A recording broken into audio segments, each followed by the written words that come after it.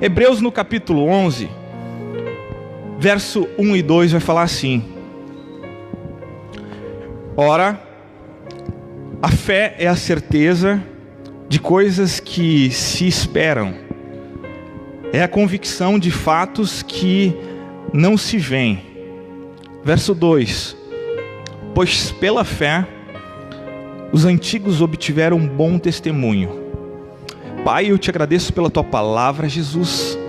Nos ensina nessa noite. Abrimos o nosso coração, Deus. Revela ela, Pai. Nós pedimos entendimento e sabedoria, Pai, nessa noite. Fala através da minha vida, Deus, que não seja as minhas vozes, nem o meu intelecto falando, mas sim, Pai, o teu Espírito, Deus. Muito obrigado. Amém? E nessa noite eu quero falar, eu botei o tema da palavra para aqueles que olharem no Facebook, firme fundamento. Porque é uma das definições que eu encontro aqui na palavra de Deus, que a fé é o firme fundamento em algumas traduções. E aí eu quero começar perguntando para ti nessa noite, até onde vai a tua fé? Pergunta difícil isso, é meio pessoal. Se é que nós podemos ter digamos assim, um termômetro de fé, né? A gente não pode medir fé com termômetro. Mas se hoje tu olhando para dentro de ti, tu poderia falar até onde eu vou com a fé que eu tenho. Alguns poderiam dizer, eu tenho uma fezona. Outras poderiam dizer, eu tenho uma fezinha. E aí eu já vou começar nessa noite só citando que se a tua fé for do tamanho de um grão de mostarda, tu já move montanhas. E a mostarda é bem pequenininha. Na realidade não se é pelo tamanho, mas sim pela convicção que nós temos. Se temos a certeza em quem nós cremos, se nós temos a pleno entendimento de quem Deus é, pela fé nós vamos alcançar as promessas dele, amém? Nessa noite eu quero que tu já diga para dentro de ti, eu quero, Deus, alcançar aquilo que tu tens, promessas na minha vida, promessas na minha família. Deus, eu creio nessa noite pela fé. Vá declarando já. Então quando a gente começa a entender e ter essa compreensão de que pela fé a gente pode produzir algumas coisas em Deus, certamente a gente vai ter a capacidade, como eu falei, de alcançar. E aí eu comecei a ler diversas traduções desses dois primeiros versículos 1 e 2 de Hebreus 11. Eu pude encontrar algumas dicas de como a nossa fé deve se portar. Que você sabe que existem diversas traduções e foram se adaptando, não foi mudando a palavra, mas dentre as palavras gregas, as palavras em aramaico, que muitas vezes são compostas à Bíblia, quando se traduziu, e aí se retraduziu, as palavras poderiam ser encaixadas ali. Então a gente tem diversas colocações sobre esses dois primeiros versículos, todas fiéis e verdadeiras, e nos ampliando o nosso entendimento. E a primeira coisa que eu encontrei é que a nossa fé deve ser firme. E uma das traduções diz que a fé é o firme fundamento. A nossa fé deve ter o quê? Uma certeza. E um fundamento firme não se abala facilmente. Amém? Eu trouxe a palavra num culto em que preguei sobre nós termos a casa firmada na rocha. Este é um bom fundamento. Quando a nossa fé está firmada, está alicerçada, dificilmente ventos vão conseguir fazer com que eu e você venhamos a desistir. Eu quero que tu abra em 1 Coríntios, eu vou citar dois versículos, 1 Coríntios 16, 13, deixa marcado Hebreus 11, tá? Que nós vamos abrir ele mais vezes. 1 Coríntios 16,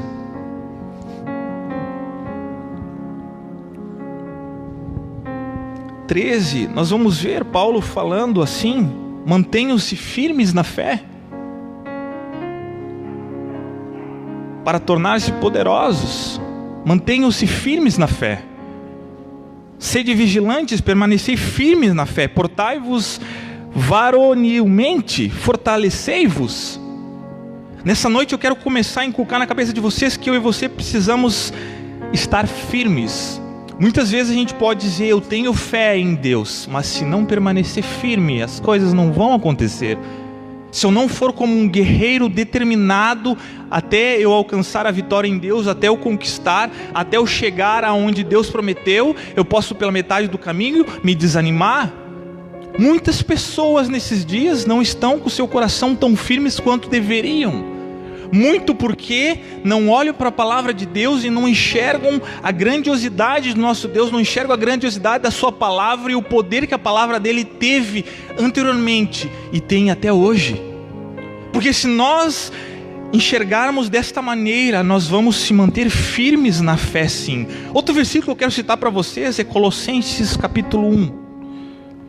Abre aí se tu puder, Colossenses no capítulo 1. Verso 21.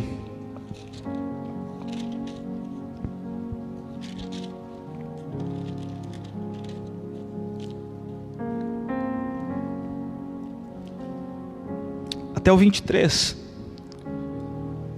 E vocês que no passado eram estranhos, inimigos no entendimento pelas obras más que praticavam, agora, porém, ele os reconciliou no corpo da sua carne, mediante a sua morte, para apresentá-los diante dele santos, incorruptíveis e irrepreensíveis. Se é que vocês permanecem na fé, alicerçados e firmes, não se deixando afastar da esperança do Evangelho que vocês ouviram e que foi pregado a toda criatura debaixo do céu. Aí Paulo conclui, e do qual eu, Paulo, me tornei ministro. Tu note só que existe uma maneira de eu e você enxergarmos a fé, que nós devemos permanecer firmes, alicerçados, não deixando afastar desse evangelho que nos é pregado, onde você abre a internet, abre o Facebook, está lá o pastor toda manhã pregando evangelho, firme, convicto das coisas que tem falado, onde eu venho aqui quando prego firme, convicto, onde a gente abre a palavra de Deus e começa a enxergar as maravilhas que foram feitas e promessas que até hoje se cumprem na vida daqueles que dizem: eu vou ter uma fé firme nessas palavras, porque o meu Deus é poderoso.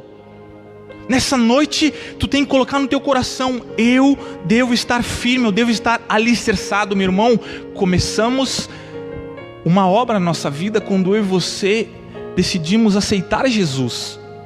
Quando eu e você dissemos sim para a cruz, sim para o perdão, para o plano da salvação.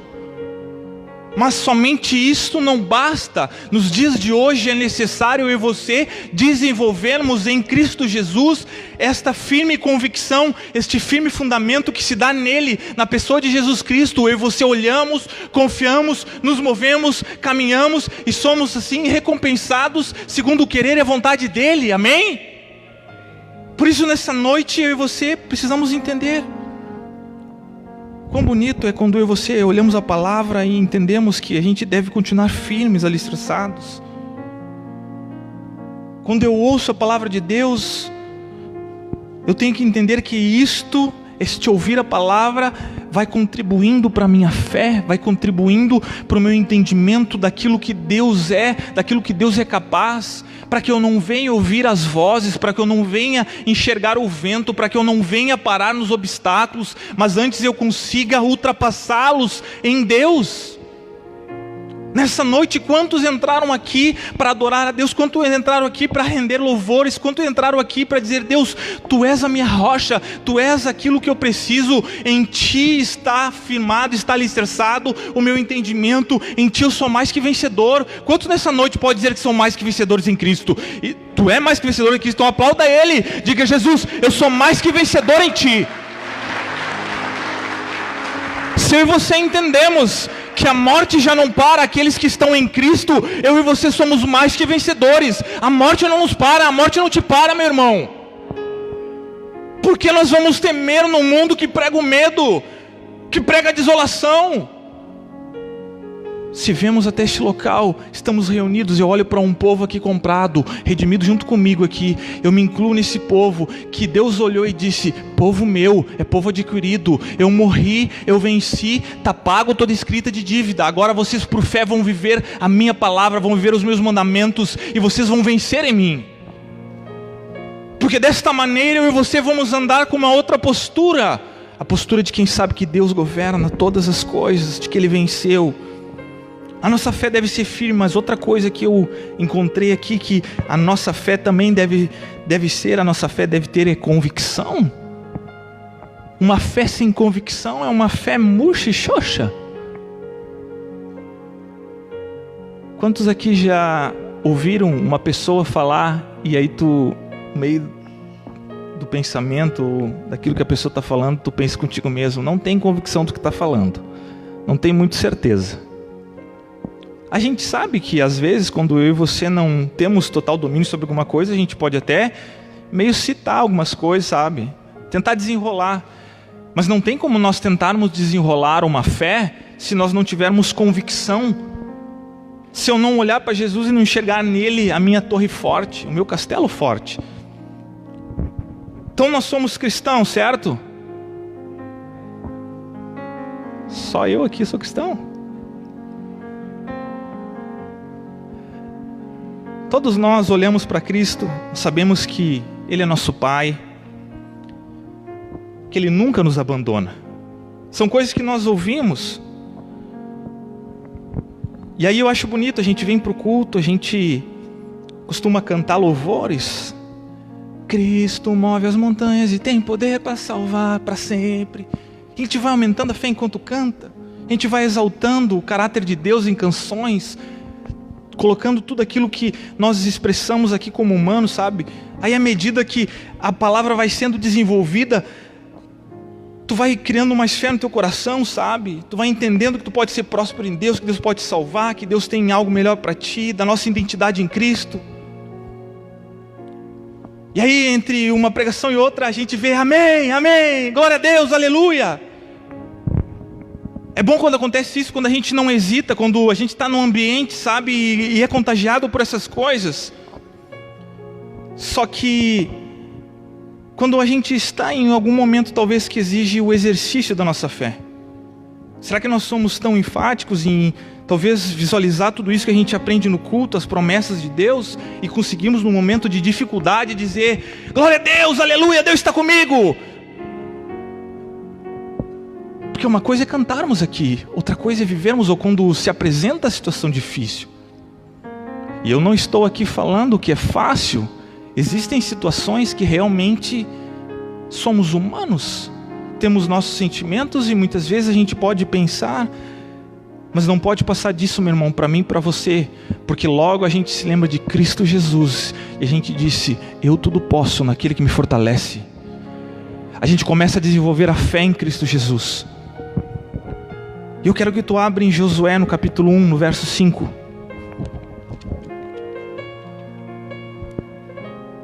Josué no capítulo 1, no verso 5.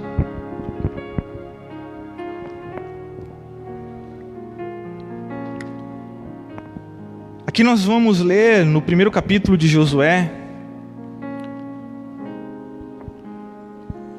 um exemplo de convicção e certeza daquilo que Deus é e de todo o seu poder e que a palavra dele não muda. Josué no capítulo 1, verso 5.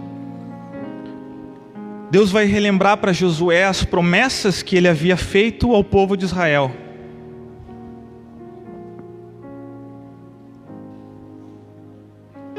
Moisés já tinha falecido e Josué é comissionado a continuar na liderança do povo, na conquista da terra prometida.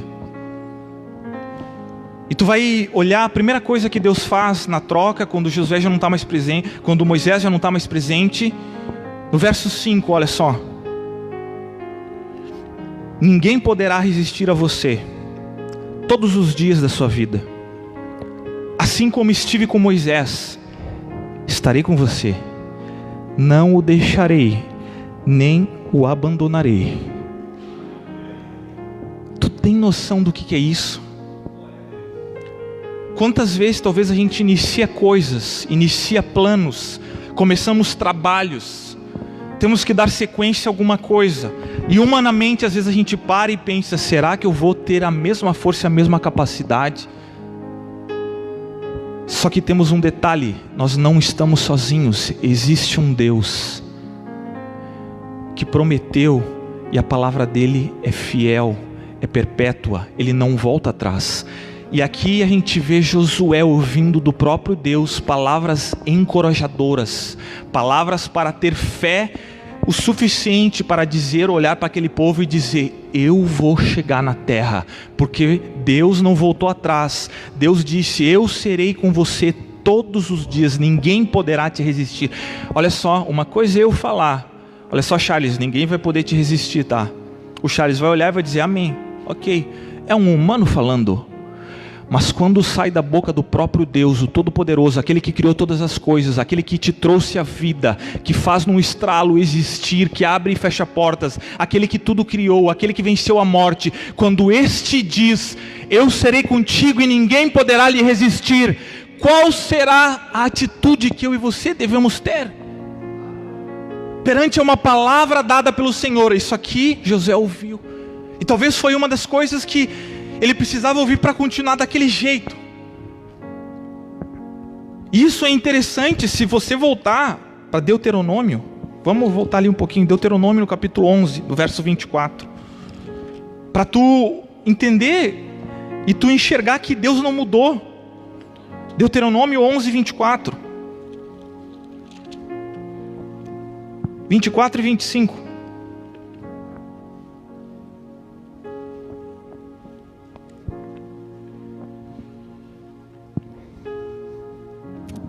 Todo lugar onde puserem a planta do pé, desde o deserto, desde o Líbano, desde o rio Eufrates até o mar ocidental, será de vocês. Ninguém poderá resistir a vocês. O Senhor, seu Deus, espalhará o terror e temor de vocês por toda a terra que vocês pisarem, como já lhe prometeu. Deus faz questão de afirmar a mesma coisa quando Moisés ainda era vivo. Pega Josué e falou: olha só, deixa eu te falar uma coisa, eu não mudei nenhuma palavra. Agora do teu coração tem que ser e fluir uma coisa, uma fé genuína, firmada com convicção, para que tu não venha ter medo e tu possa alcançar aquilo que eu tenho para ti. Deus nos entrega, meus irmãos, promessas, Deus nos entrega palavras, só que não nos exime de caminharmos, não nos exime de passarmos por essas pedras para chegar, porque nesse processo é que nós mostramos a nossa dependência dele e a nossa confiança. Nesse processo nós vamos desenvolver a fé.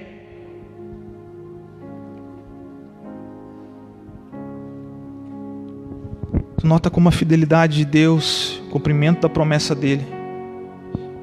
Nosso Deus com certeza não é um Deus só de promessas, mas de palavra. Amém, meus irmãos? Deus não vai ficar só na promessa, não. A palavra dele se cumpre.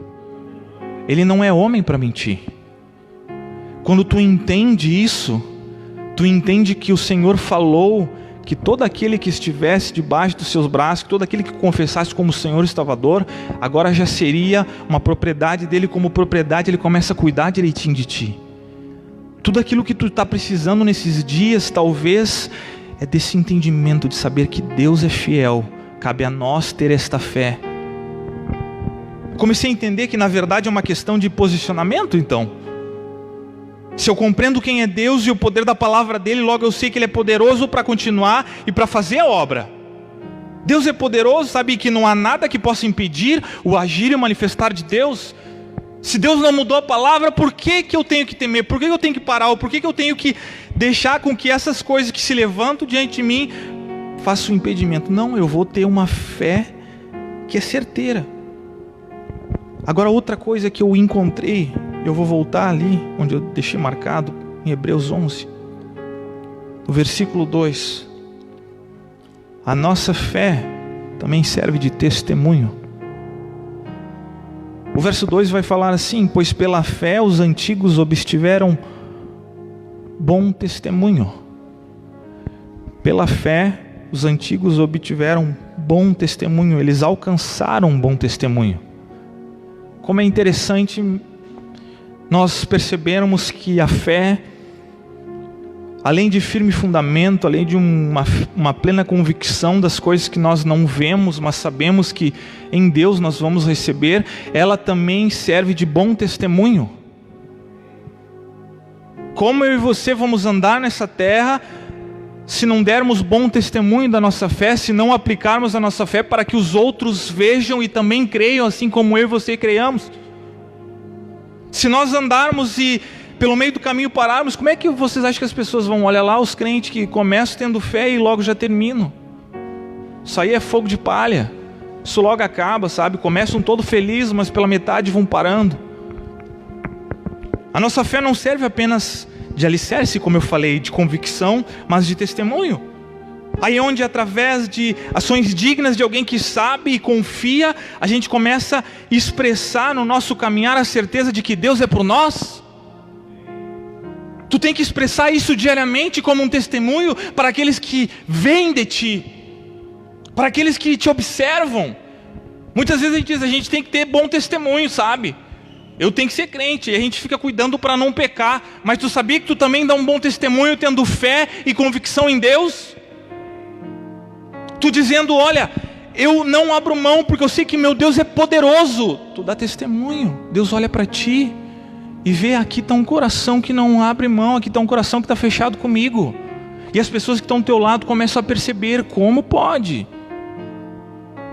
Porque o mundo vai olhar para a chuva, o mundo vai olhar para a tempestade, mas eu e você olhamos para o Mestre, amém? Quantos nesses dias estão dispostos a ter a sua visão? Vocês já viram como é que os cavalos andam?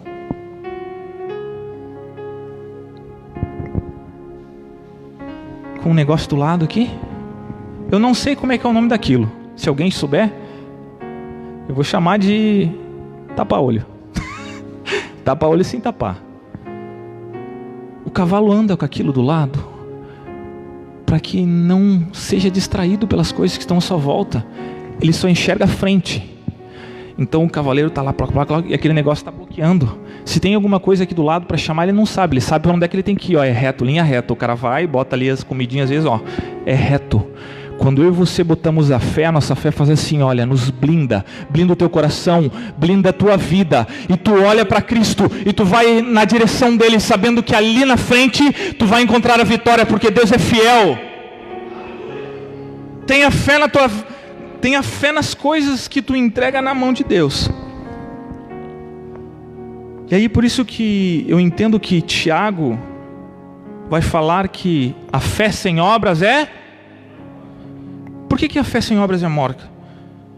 Porque juntamente com ela a gente caminha em ação, produzindo assim testemunho de que nós confiamos. Não adianta eu e você passarmos a vida toda aqui dentro da igreja dizendo, eu tenho fé, eu creio em Deus, se ali fora quando a tempestade vem eu e você não calçamos e dizemos, onde é que está a água? Ah, tem tempestade aí, eu vou andar sobre as águas, porque meu Deus está ali na frente me esperando. É um povo desse que nesses dias Deus precisa. Porque um povo que anda, um povo que marcha. Se olharmos para o povo de Israel, tirando o problema que eles tiveram com a idolatria, o problema de muitas vezes estar andando em volta, quando eles deram ouvido, quando eles fizeram, Deus foi poderoso o suficiente e fez coisas inimagináveis. Coisas que eu e você lemos, dignas de um filme de ficção científica. Mas não foi ficção, foi o nosso Deus trabalhando dos altos. As pessoas vão olhar para ti e vão dizer, essa tua história parece ficção científica, eu não acredito como está acontecendo. E tu vai falar, é o meu Deus. Creia nessa noite que Deus é poderoso. Se eu e você olharmos para Hebreus capítulo 11, verso 17.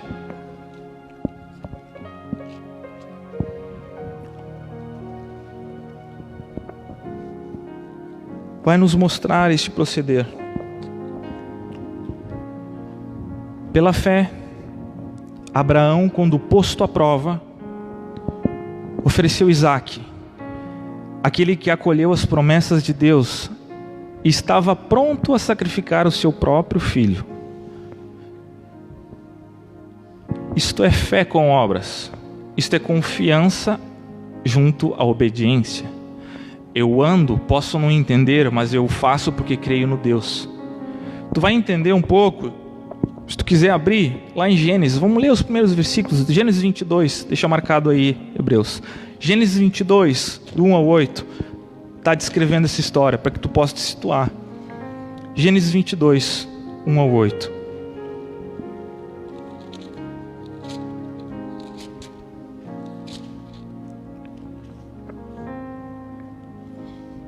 Vai falar assim: depois dessas coisas, Deus pôs à prova Abraão. Ele disse: Abraão. E este respondeu: eis-me aqui. Deus continuou: pegue o seu filho, seu único filho Isaque, a quem você ama, e vá à terra de Moriá. Ali oferecerá-o em holocausto sobre um dos montes que eu lhe mostrar. Na manhã seguinte, Abraão levantou-se de madrugada e, tendo preparado o seu jumento, levou consigo 2 dos seus servos e Isaque, o seu filho. Rachou lenha para o holocausto e foi para o lugar que Deus havia indicado. No terceiro dia, Abraão ergueu os olhos e viu o lugar de longe. Então disse aos servos: esperem aqui com o jumento. Eu e o rapaz iremos até lá, e depois teremos adorado, voltaremos para junto com vocês. Olha só que aqui ele já está tendo confiança. Ela falou: eu vou fazer, mas eu sei. Abraão pegou a lenha do holocausto e colocou sobre Isaque, seu filho. Ele, por sua vez, levava nas mãos o fogo e a faca. Assim os dois caminhavam juntos. Isaque rompeu o silêncio e disse a Abraão, seu pai: meu pai. Abraão respondeu: eis-me aqui, meu filho. Isaque perguntou: eis aqui o fogo, a lenha, mas onde está o cordeiro do holocausto? Abraão respondeu: Deus proverá para si o cordeiro do holocausto, meu filho. E os dois seguiram junto. Tu note que é uma ação de obediência à palavra de Deus. Deus ordenou uma coisa para Abraão. Abraão não titubeou, ele confiou em Deus.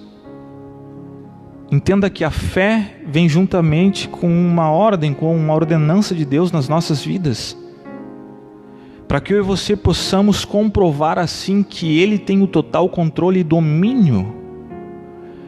Como eu e você vamos expressar fé e confiança em Deus se chega na hora H de Deus provar o nosso coração e ver até onde estamos dispostos a ir por Ele? Como vamos receber então as bênçãos? Justamente é nesse ponto aonde a gente separa, digamos assim, a frase aqui, os homens dos meninos. Onde chega ali e tu diz: ah não, mas isso aqui é loucura. Mas será mesmo que eu e você não devemos olhar para esta passagem que foi colocada ali nos heróis de fé, que foi pela fé? Então quando Abraão diz Deus proverá, ali ele está declarando a fé dele. Eu creio dessa maneira que ele está dizendo: Deus proverá sim. A fé e a obediência vão dar testemunho e vão gerar bênção. Versículo 12 é comprovado deste mesmo capítulo. Então lhe disse: não estenda a mão sobre o menino, não faça nada a ele, pois agora sei que você teme a Deus, porque não negou o seu filho, o seu único filho. Então nota Deus sondando o coração. Deus olha para o nosso coração, olha para a nossa vida, e Ele quer ver o quanto eu e você estamos dispostos a entregar, a vender para pegar o maior tesouro que é Ele. Mas Deus não deixa desamparado não, Deus não tira, muito pelo contrário. Aí o 16, 17 vai dizer assim: e disse: porque você fez isso e não me negou o seu filho, o seu único filho, juro por mim mesmo, diz o Senhor, que certamente o abençoarei e multiplicarei a sua descendência como as estrelas dos céus e como a areia que está na praia do mar. Sua descendência tomará posse das cidades dos seus inimigos. Aí muitas vezes a gente olha e vê a pessoa: eu não entendo como fulano foi abençoado, eu não entendo como acontecem as coisas aqui em A, B ou C. Meus irmãos, vá até o fim com o Senhor quando o Senhor falar. Cumpra cada um dos seus mandamentos, cumpra cada uma das suas palavras, tendo um firme fundamento, a firme convicção de que Deus é fiel. Eu não entendo, pastor, não importa, vá, porque Deus sabe todas as coisas. E eu gosto tanto da palavra que diz que os pensamentos de Deus são tão mais altos que os nossos. Os desígnios dele são tão mais altos do que os meus e os teus. O nosso aqui é humano, é terreno. Tentamos muitas vezes compreender as coisas celestiais, mas não temos a menor ideia. Deus lá do alto reina. Deus lá do alto tem todas as coisas preparadas e separadas para aqueles que forem até o fim, para aqueles que se tornarem fiéis a Ele. Vá com Ele até o fim. Então a gente vai obter através dessa fé genuína em Jesus Cristo as maravilhas que Ele tem. Mas está assim condicionado. Muitas vezes a pessoa, além de crer, vai se mover.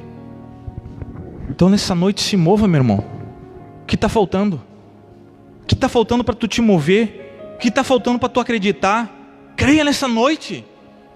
Coloque no teu coração essa convicção. A voz que muitas vezes vem para soprar, não vou conseguir ou não vai dar certo, ela vai cada vez se tornando mais fraca, quando eu e você vamos criando essa convicção no coração. Essa certeza de que Deus é por nós, de que nada vai nos abalar, de que nada vai, trancar. Eu e você temos que ter essa certeza. Nós vamos entender também que sem esta fé, conforme aqui Hebreus, aí eu vou voltar ali para o 11, vai ser impossível agradar a Deus. Hebreus 11:6. Todo mundo conhece esse versículo, mas será que a gente de fato entende que isso é uma chave? Queremos agradar a Deus, mas como vamos agradar a Deus sem fé? Sem fé, ele diz aqui, de fato, sem fé é possível agradar a Deus, porque é necessário que aquele que se aproxima de Deus creia que Ele existe e que recompensa os que o buscam. Meus irmãos, se vocês estão buscando nessa noite, Deus vai te recompensar. Deus vai recompensar a tua fé. Deus vai recompensar cada lágrima tua, cada choro, o joelho no chão. Creia nessa noite que todas as coisas são possíveis. Então nós vamos ouvir, nós vamos ler, nós vamos crer, e nós começamos a agir com a nossa esperança nele. Um povo que anda, um povo que marcha, não segundo aquilo que vê, mas segundo aquilo que na fé enxerga em Cristo. Nós vamos tomar atitudes, vamos fazer coisas muitas vezes que na compreensão humana não cabe, mas que para Deus aquilo sim é verdade. Mas eu fui entender também, e o último ponto, que a fé também é se alegrar no Senhor, mesmo não vendo ou vivendo algumas coisas como nós imaginamos. Que engraçado isso, né, pastor? Até agora parece que eu estava tendo fé, agora tu me tirou a fé. Tem algumas coisas que eu não vou ver, mas a fé também é isso. Se tu ler Hebreus capítulo 11, verso 13 e 16, olha só que interessante, e vem nos ensinar isso também nessa noite. Todos estes morreram na fé, não obtiveram as promessas, mas viram-nas de longe e se alegraram com elas, como que eram estrangeiros e peregrinos na terra. Porque os que falam deste modo manifestam estar procurando uma pátria. E se na verdade se lembrassem daquela de onde saíram, teriam oportunidade de voltar. Mas agora desejam uma pátria superior, isto é, celestial. Por isso Deus não se envergonha deles de ser chamado seu Deus, porque lhes preparou uma cidade.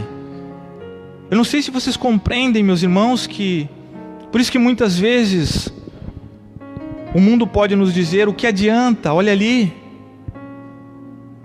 Quantas vezes já ouvi: o que adianta ir na igreja? Só morre também. O que adianta orar? Olha só, morreu.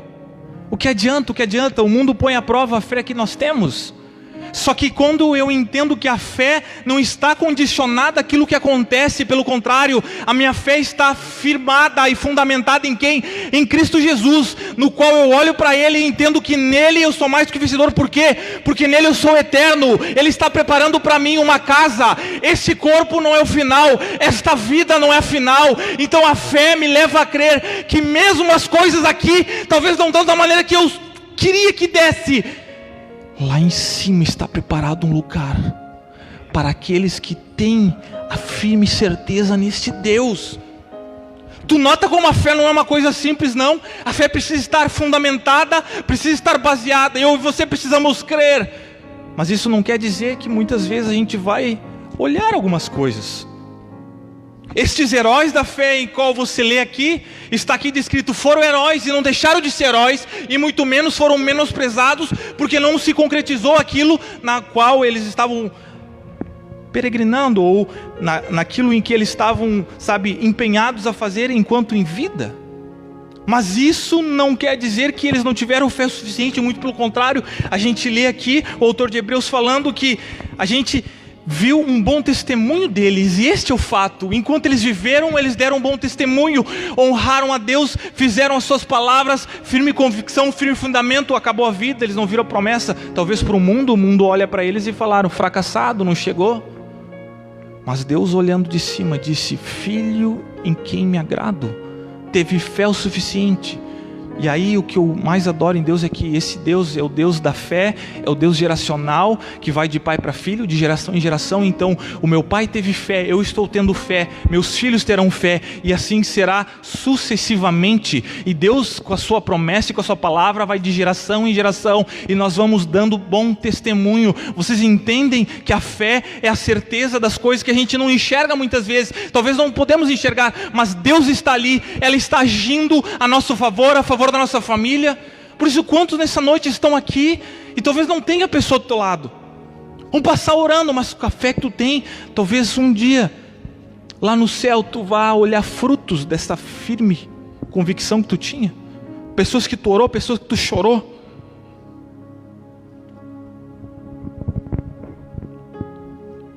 E o último versículo, Efésios capítulo 2, verso 8.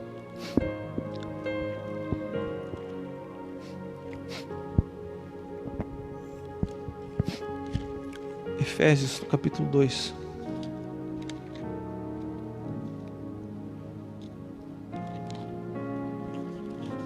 Verso 8.